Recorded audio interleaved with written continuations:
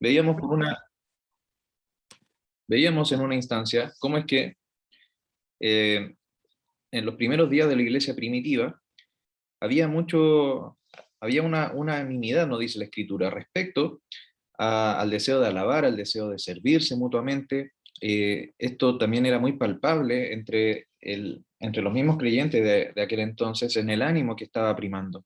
Porque a pesar de que había momentos difíciles, de que había persecución, de que habían escenarios complejos, el ánimo de los creyentes era llamativo, siempre estaban gozosos, siempre estaban buscando alabar al Señor. Y el primer ejemplo que pudimos ver en la Escritura era cuando tomaron a Pedro. Pedro, también junto a Juan, si no me equivoco, salen liberados de allí y ellos le refieren todo lo que había sucedido y ellos y los discípulos y los creyentes, en vez de asustarse, en vez de atemorizarse ante las amenazas de los grupos religiosos, ellos comienzan a alabar, comienzan a orar, comienzan a pedirle a Dios de que Él continúe haciendo la obra que ya estaba realizando. Y veíamos cómo es que esto se cumplía, pero veíamos también cómo es que empiezan a surgir ciertos pecados dentro de la iglesia primitiva. Lo veíamos con el caso de Ananías y Zafira primeramente. Ellos observan lo que había realizado Bernabé al vender esta heredad, al poner a disposición de los apóstoles el dinero recolectado para suplir las necesidades, y ellos querían imitar esto y querían también gozar del prestigio que el grupo podía darles a raíz de esta contribución. Y vemos cómo es que este pecado recibe una sanción sumamente dura ante nuestros ojos, pero que guarda coherencia con lo que nos refiere la Escritura. La Escritura nos refiere de que la paga del pecado es muerte. Y efectivamente allí se cumple de una manera literal, inmediata, concreta. Ellos reciben la muerte al mantenerse en este pecado, al ser confrontados con las preguntas que Pedro les había realizado. Y al término de esa porción veíamos de que había sobrevenido un gran temor, nos dice el versículo 11 del capítulo 5, sobre todos los que estaban allí en la iglesia y de los que oyeron esta situación que había acontecido. Y lo cierto es que ya se vio un escenario complejo para la iglesia primitiva. Vieron el surgimiento de estos pecados de parte de algunos hermanos, pero nos dice la escritura de que ellos estaban nuevamente unánimes y estaban perseverando, pero vuelven a ser perseguidos y apresados Pedro y Juan, son llevados nuevamente ante las autoridades respecto a las situaciones que se estaban observando a la predicación y tratan de amenazarles nuevamente. Y la semana pasada, a modo de síntesis quizás, podíamos observar dos grandes puntos. Por un lado, veíamos cómo es que el pecado tiende a suavizar todas las cosas, tiende a darnos a entender de que las cosas que muchas veces hacemos no son tan graves. Muchas veces trata el pecado de omitir ciertos escenarios, cosa de hacernos pensar de que está todo bien. Y eso era una realidad muy palpable para nuestra vida. Y sucedía también con el grupo religioso de aquel entonces, porque el grupo religioso les refiere respecto a las acusaciones que estaba haciendo Pedro respecto al actuar de ellos, que ellos no habían tenido nada que ver con el derramamiento de la sangre del Señor. Lo decía el versículo 28, cuando ellos afirman lo siguiente: y ahora habéis llenado a Jerusalén de vuestra doctrina y queréis echar sobre nosotros la sangre de ese hombre, haciendo referencia a la persona del Señor Jesucristo. Habían olvidado de que tiempo atrás ellos mismos estaban incitando a la multitud para que el Señor fuese crucificado, y no solamente esto, sino que ellos refieren a Pilato que su sangre sea sobre nosotros y sobre nuestros hijos y sobre toda la descendencia. Habían olvidado este gran pecado de entregar al Señor a la crucifixión. Y acá vemos esa manifestación palpable, es el primer punto que podemos tener presente. El pecado siempre nos va a tratar de tergiversar, va a tratar de suavizar, va a tratar de pintarnos un escenario bonito, de que las cosas malas no son tan malas, de que todo tiene una solución, pero lo cierto es que el pecado, nos dice la Escritura, tiene una única consecuencia, y esa es la muerte. Gracias a Dios, a su misericordia y a su gracia que ha sido extendida hacia nosotros, que no la merecíamos, esa muerte no la hemos pagado nosotros. Quienes hemos creído, esa muerte cayó sobre el Señor Jesucristo. Y es por eso, por su muerte y por su resurrección, que quienes hemos creído gozamos de vida. Pero ojo, algo que no debemos olvidar es que el pecado siempre tiene esta consecuencia, que es la paga del pecado, es la muerte. Solo que en el caso de quienes hemos creído, lo llevó el Señor. Pero en el caso de quienes no han creído, esa condena aún está sobre ellos. Entonces veíamos ese primer punto, el pecado como algo que tiende a suavizar, como algo que tiende a tergiversar, que ocurría con los religiosos. Y el segundo aspecto que podíamos ver es cómo es que el pecado perdón, ahí me traspapelé con el apunte. El segundo punto que podíamos ver es cómo el Evangelio, perdón, tiene, tiene una particularidad y es que nos genera una postura muy polarizada, en extremos. El Evangelio nunca nos va a dejar en un punto como término medio, como a medias tintas, veíamos la semana pasada. Porque el Evangelio o nos confronta y vemos nuestra realidad pecaminosa, como lo veíamos también al comienzo del libro de los Hechos, cuando Pedro predica y mucha gente dice, bueno, ¿qué haremos? Pedro les refiere de que ellos eran los autores de la muerte del Señor, y los que estaban oyendo dicen, ¿qué haremos? ¿Cómo podemos ser salvos entonces? Y ese es un efecto que puede generar el Evangelio. Te confronta a tu pecado, te ves en tu incapacidad y buscas salvación, y esa salvación está en la persona del Señor Jesucristo. O la segunda posibilidad es que te confronta y tú te endureces en tu pecado. Y eso es lo que veíamos también en el grupo de los religiosos. En el versículo 33 nos dice, ellos oyendo esto, el mismo mensaje, el mismo evangelio que se les había predicado a las personas y que habían recibido con gozo y buscando cómo ser salvos, en el caso de los religiosos nos dice que ellos se habían enfurecido y querían matarlos, querían quitarlos de allí, porque para ellos les resultaba molesto que alguien apuntase a un mal actuar. Es algo que nuestra carne se resiste. Cuando alguien nos dice, te has equivocado, como que surge ese deseo de decirle, no, yo estoy en lo correcto y el equivocado eres tú. Ese deseo es muy carnal, es muy visceral. Y acá vemos esa manifestación, una manifestación sumamente pecaminosa. Va en contra del planteamiento que le estaba haciendo, en este caso era Pedro. Y veíamos eso, veíamos esa realidad, veíamos que al término de la porción que había leído Felipe, que nos compartió en el versículo 41, nos indica de que ellos habían salido de la presencia del concilio, Pedro y Juan, y habían salido gozosos de haber sido dignos de haber sufrido a causa del Evangelio. Y esto es tan como contracultural, porque la cultura nos plantea la búsqueda del disfrute, del placer, de lo cómodo, y acá ellos lo estaban pasando mal, y a pesar de ello salen contentos, salen alegres, y no por un pensamiento como medio masoquista, sino que por el contrario, ellos salen gozosos porque habían sido dignos de haber sufrido afrenta a causa del Evangelio, algo que era mucho mayor a lo que ellos podían pensar.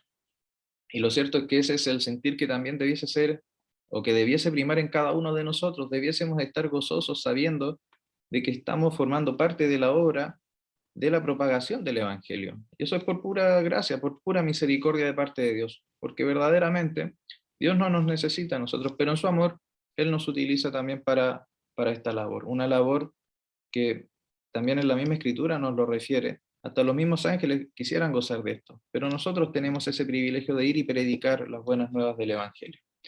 Y terminaba esa porción con el 42 diciendo que todos los días en el templo y por las casas no cesaban de enseñar y predicar a Jesucristo. Entonces se mantenía la predicación en aquellos días. Al menos con eso termino el resumen. Ahí quería pedirle a Felipe si es que pudiese proyectar y pudiese leer la porción que está entre el versículo 1 hasta el versículo 7 del capítulo número 6. Al menos eso podemos ir revisando esta semana.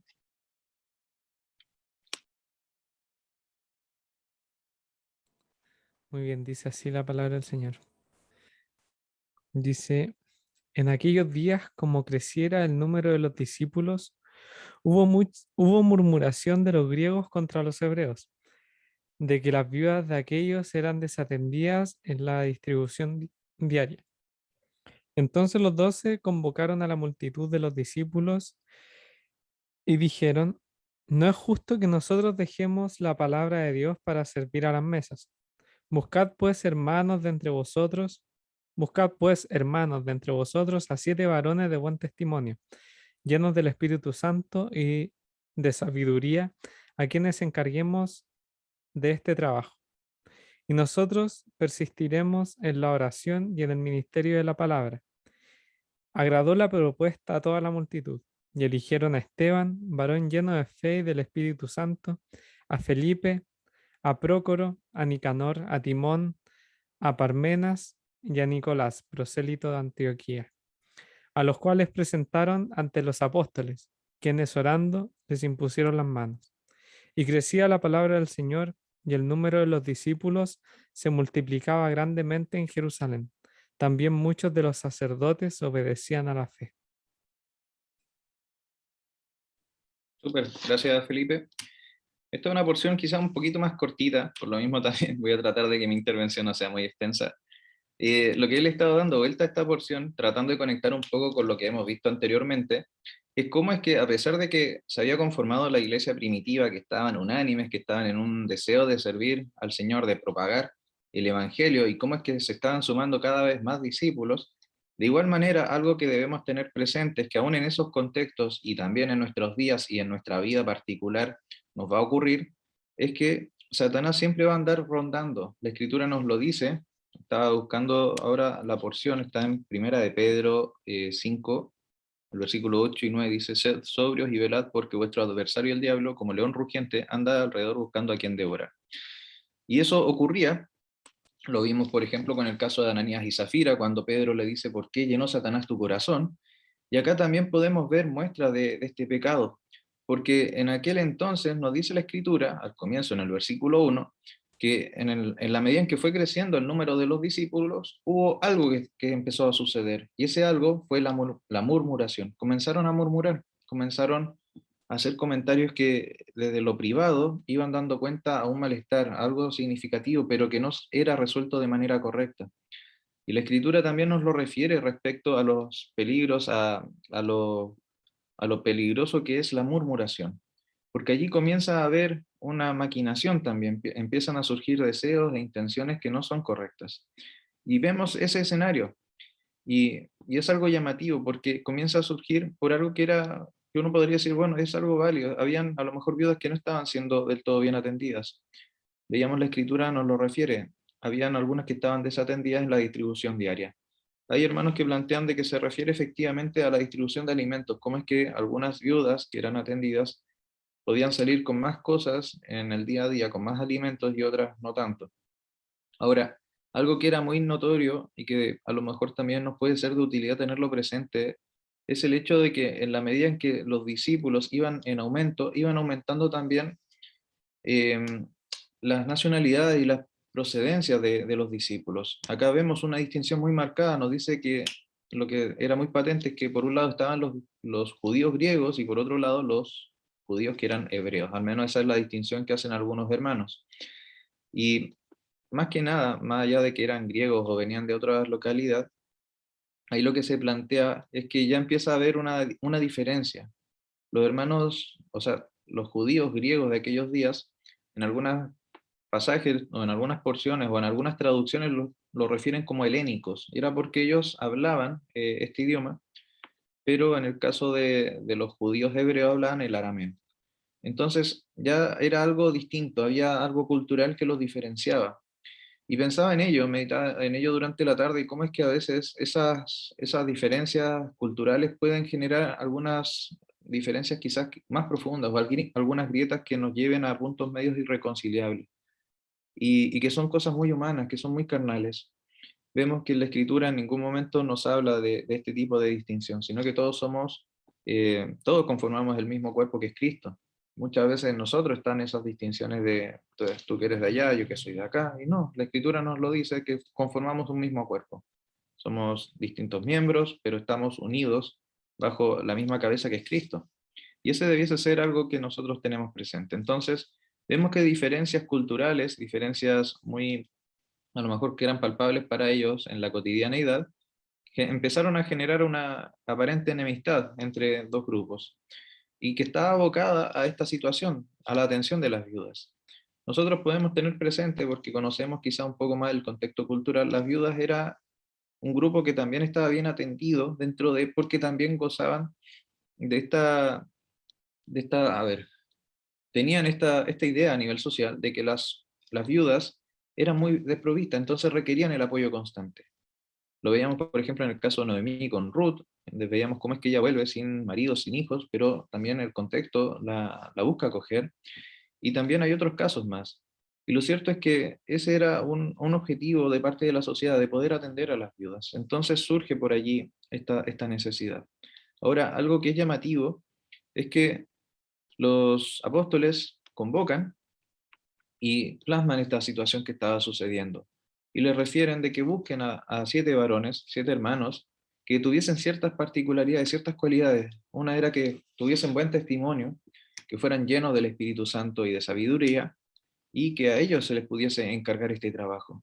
Y pensaba en esto, y creo que en más de alguna oportunidad lo hemos escuchado, lo hemos podido incluso conversar, a lo mejor en algunas porciones, cómo es que este trabajo, que pareciera ser algo tan superficial como servir una mesa, tenía requisitos tan altos. A veces uno piensa como, bueno, esta tarea no implica tanto, entonces mandemos a cualquier persona. Y no, la Escritura nos indica de que todo hermano que sirve a la obra, a cualquier parte de la obra, debe también estar lleno del Espíritu Santo.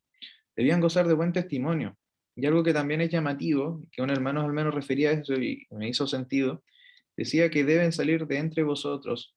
Y eso permite hacer un alcance un poco más profundo. Muchas veces nosotros podemos mirar para afuera como qué bueno es este hermano o esta persona que se congrega en otra localidad, pero acá indica de que deben focalizarse en el medio local, porque también en el medio local uno puede conocer a las personas con quienes uno interactúa. Uno puede ver si es que verdaderamente cuenta con un buen testimonio, si es que cuenta con llenura del Espíritu Santo, si su deseo está también en poder servir a Dios. Y no simplemente, por lo que decía en ese caso de este hermano que lo planteaba de esa manera, no es como simplemente el currículum, como que llega un hermano con un renombre de golpe y porrazo y lo ponen así como a dirigir y a hacer muchas cosas. No, verdaderamente hay que probar, hay que ver si es que efectivamente hay un deseo intrínseco de poder servir. Y veíamos esto y sobresalen estos siete varones creyentes y que también es algo llamativo. Los nombres de cada uno de ellos hay un alcance que viene de un origen más griego, helénico. Entonces, es una forma también, al menos algunos hermanos lo planteaban como de ver una cierta como equilibrio, paridad entre los mismos varones, entendiendo de que se había resuelto el escenario. Y esto también es llamativo porque nos mencionan a Esteban y a Felipe, que son dos varones que posteriormente, si el Señor lo permite, vamos a revisar cómo fue su ministerio. Vamos a ver a Esteban cuando él predica, cómo es que también él es uno de los primeros mártires de la iglesia primitiva. Vamos a ver también a Felipe predicando el Evangelio y cómo es que esto es algo sumamente importante para la propagación del Evangelio. Y con esto voy cerrando, porque hasta este momento, en la iglesia primitiva, el evangelio se estaba predicando, pero estaba solamente remitido a aquella localidad. Vamos a ir viendo cómo es que, conforme avanza el libro de los Hechos, el evangelio se va expandiendo. Cómo es que Felipe le predica al eunuco, cómo es que empieza a llegar a otras localidades y finalmente nosotros podemos entender que con esa propagación el evangelio ha cubierto toda la tierra y nos ha llegado hasta nuestros días, hasta esta localidad. Con eso al menos quiero ir cerrando, ya finalizo con el versículo 7 que la escritura nos lo indica, dice, y crecía la palabra del Señor y el número de los discípulos se multiplicaba grandemente en Jerusalén. También muchos de los sacerdotes obedecían a la fe. El evangelio no es, o la propagación y el crecimiento del evangelio no va a ser a cuesta de nuestro esfuerzo, sino más bien de lo que el Señor hace a través de nosotros. Es eso algo que nos debe también animar, que nos debe tranquilizar. Muchas veces nosotros podemos poner nuestros propios tropiezos y topes sin considerar de que la obra no es nuestra, sino que es del Señor. Y como es del Señor, la obra no va a fracasar, no va a caer, sino que Él la va a sustentar en todo momento. Con eso al menos cierro mi intervención. Muy bien, muchas gracias, Felipe. Yo voy a intervenir cortito para darle la oportunidad seguro a Patricio o a alguien más si quiere intervenir también. En los 7 versículos que se han mencionado, yo veo como si lo desglosamos y desempaquetamos esta porción de la escritura, el centro allí es la elección de los diáconos. Y estaba creciendo el número de los discípulos, ¿ya? En el capítulo 6, verso 1, y en el 7, o sea, en el verso 7, crecía la palabra del Señor y el número de los discípulos se multiplicaba grandemente en Jerusalén. También muchos de los sacerdotes obedecían a la fe. Así que esto lo ponemos como un paréntesis, estos dos hechos en el crecimiento de la obra allí, pero vemos que están, para mí, nuevos los griegos, los que tenían el idioma, el idioma griego o helénico, y los hebreos que hablaban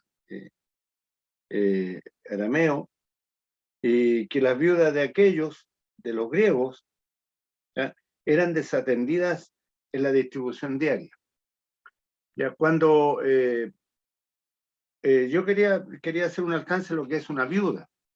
Una viuda es una persona totalmente desamparada, que no tiene familia, que no tiene nadie que la atienda.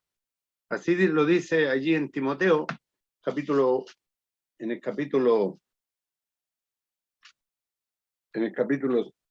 5, capítulo 5 de Primera de Timoteo, dice: pero si alguna viuda tiene hijos o nietos, aprendan estos primero a ser piadosos para con su propia familia y a recompensar a sus padres, porque esto es lo bueno y agradable delante de Dios. Habían viudas que no eran solas, aunque tenían viudez porque su marido había partido, pero tenían familia que las atendiera. Más la que en verdad es viuda, en el 5:5, y ha quedado sola, espera en Dios y es diligente en súplicas y oraciones noche y día. Ahora, a estas viudas se refiere aquí, a las que están totalmente desatendidas, desamparadas. Y luego, los 12 convocaron a la multitud de los discípulos y dijeron: no es justo que nosotros dejemos la palabra de Dios para servir a las mesas. Buscad pues, hermanos, de entre vosotros 7 varones de buen testimonio, llenos del Espíritu Santo y de sabiduría, a quienes se encarguemos de este trabajo. Ahora, cuando se mencionan aquí los 12, yo quisiera, tal vez tengamos la tarea de investigar quién es el 12avo, porque Judas se había ahorcado, Saulo de Tarso no aparece sino hasta el capítulo 9, y que es llamado como apóstol, y tenemos que quedan 11, y el 12avo ¿quién es? ¿Ya? Eso como tarea. Tal vez para la próxima reunión lo podemos investigar. Y ellos buscan de entre los hermanos, de entre ellos hay 7 varones de buen testimonio. Los requisitos allí no son como los que vemos en Primera de Timoteo, los requisitos de los diáconos. Aquí son varones de buen testimonio, llenos del Espíritu Santo y de sabiduría, a quienes encarguemos este trabajo. Y como mencionaba Felipe, no es una tarea, aunque pareciera fácil servir a las mesas, pero debían ser llenos del Espíritu Santo, de sabiduría y buen testimonio. Y tenían ese trabajo. Y ellos, por otra parte, persistirían en la oración y el ministerio de la palabra. Y agradó la propuesta a toda la multitud. Y allí se hace la elección. En la iglesia. En la iglesia escogen a los hermanos. Y yo hasta aquí llego, quedan 8 minutos para terminar el tiempo, así que dejo si alguien más quiere participar. Buenas tardes, hermanos. Quisiera comentar algunas cositas puntuales que espero sirvan y sean de edificación también. Para entender un poco más este pasaje, es bueno comprender a lo mejor el contexto de Israel y de la diáspora. Sabemos que en siglos antes, al tiempo del Señor y de los discípulos, fueron, por así decirlo, dispersados los judíos por las diversas y recurrentes invasiones y cautiverios. Recordemos la invasión de Babilonia, luego con los asirios, el reino del norte, luego hubo un imperio griego, que según dicen los profesores en el colegio y en la universidad, la cultura griega es como la cultura madre, por así decirlo, del mundo occidental. Y después del Imperio griego, vino el Imperio romano, que en el año aproximadamente 30 a.C. Tomó el control de Judea. Y entre todas esas invasiones, la población hebrea, judía, israelita y hacia el norte, israelita o samaritana, fue siendo dispersada. Por lo tanto, habían judíos no solamente en la región romana de Judea o de Samaria, sino que también habían judíos en muchas localidades del imperio. Y como esos judíos de la diáspora o de la dispersión no tenían el templo, como los judíos allí en Jerusalén, que podían ir a los pórticos a estudiar con los rabinos, o podían comentar la escritura allí en los atrios del templo, los judíos de la diáspora tenían las sinagogas. Entonces, por eso que eran tan importantes las sinagogas también, sobre todo en el mundo judío de la diáspora. Y estos judíos que estaban en otras localidades crecían hablando el idioma, y justamente como decía Felipe, ellos hablaban estos griegos, que se llama como griego a secas, pero son judíos griegos o helénicos o judíos que crecieron y aprendieron una lengua materna lejos de Israel, pero de religión eran judíos y estaban circuncidados y eran parte del pueblo judío y eran reconocidos como tal. A pesar de que habían como ciertos ¿cómo se diría? Habían como algunos sentimientos, algunas reservas que tenían con estos judíos, porque como estaban mezclados con culturas lejanas a, a Israel mismo, a pesar de ser judíos, igual eran mirados con cierto recelo. Es por eso que Pablo, cuando da, por así decirlo, su currículum, para explicar que él no se gloria en eso, él comenta, enseña que él era un judío de pura cepa. Pero habían otros que no y no eran mirados tan bien. Incluso Nicolás, que se menciona acá, era un prosélito, lo que quiere decir que él fue convertido al judaísmo, no era de nacimiento judío, sino que él se convirtió al judaísmo en una etapa posterior de su vida. Y eso era algo que podían hacer los gentiles en aquella época. Ellos podían, si se sentían atraídos hacia el judaísmo y creían en lo que enseñaba la Torá y querían formar parte del pueblo judío, ellos podían hacerlo mediante un rito que incluía la circuncisión, y en el caso de las mujeres habían unos ritos que eran más sencillos que ese, por los cuales eran anexados, por así decirlo, al pueblo judío. Y esta diferencia cultural hacía una especie de mella en la comunidad. Y nosotros sabemos que hoy en día también dentro de la iglesia puede hacer las diferencias culturales de nación, incluso de clases sociales, son como vallas que hay que superar, pero se superan en la medida en que uno entiende que lo que nos define como personas, como seres, es nuestra identidad en Cristo primeramente. Si está por delante nuestra identidad nacional, o nuestra clase social, o el idioma que hablamos, entonces no somos uno en Cristo, sino que somos muchos y muchos de acuerdo a nuestras distintas culturas. Y es importante, por un lado, sobreponerse a esto. De hecho, la misma escritura, por ejemplo, en Gálatas 3:28 nos dice: ya no hay judío ni griego, no hay esclavo ni libre, no hay varón ni mujer, porque todos vosotros sois uno en Cristo Jesús. Imaginemos que el Evangelio incluso supera todas las problemáticas históricas que pueden existir entre el hombre y la mujer, entre el esclavo y el libre, entre el empleado y el jefe, entre el judío y el griego, entre el que es de una raza más pura y otro que es más mezclado, más mestizo. Y en Cristo somos uno, dice el versículo 27 de Gálatas 3, porque todos los que habéis sido bautizados en Cristo, de Cristo estáis revestidos. Ya no es relevante lo otro.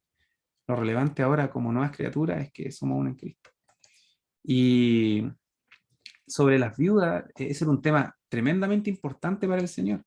Salmo 68:5 nos dice que Dios es padre de huérfanos y defensor de viudas en su santa morada. Padre de huérfanos y defensor de viudas es Dios en su santa morada. Dios está preocupado especialmente de aquellos que en los contextos humanos y sociales están desprotegidos.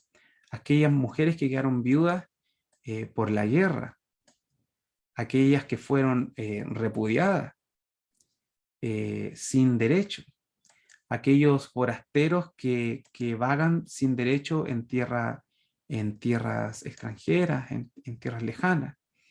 Y el Señor está especialmente preocupado por ello, por los huérfanos. Y algo que siempre que no solo se lo ordenó al pueblo de Israel el Señor, sino que se lo recordaba una y otra vez. Deuteronomio 27:19 dice: maldito el que pervirtiere el derecho del extranjero, del huérfano y de la viuda, y dirá todo el pueblo, amén. Y está ubicado en una parte relevante de la ley del pueblo de Israel. No era un consejo menor, sino que era ley. Era una ordenanza importante, tremendamente relevante. Maldito el que pervirtiera el derecho del extranjero, del huérfano y de la viuda, el que se aprovecha de aquellas personas que están en desventaja respecto a los que viven en su país, a los que tienen a su familia para que los cuide, o que tienen un esposo en aquel contexto que era importante como una especie de seguro social, ¿ya? Y luego, en Santiago, uno puede decir, bueno, esto era importante para el pueblo de Israel, pero la iglesia es distinto, ¿no? Santiago 1:26 al 27 dice: si alguno se crea religioso entre vosotros y no refrena su lengua, sino que engaña su corazón, la religión del tal es vana. La religión pura y sin mácula delante de Dios, el Padre, es esta: visitar a los huérfanos y a las viudas en sus tribulaciones y guardarse sin mancha del mundo.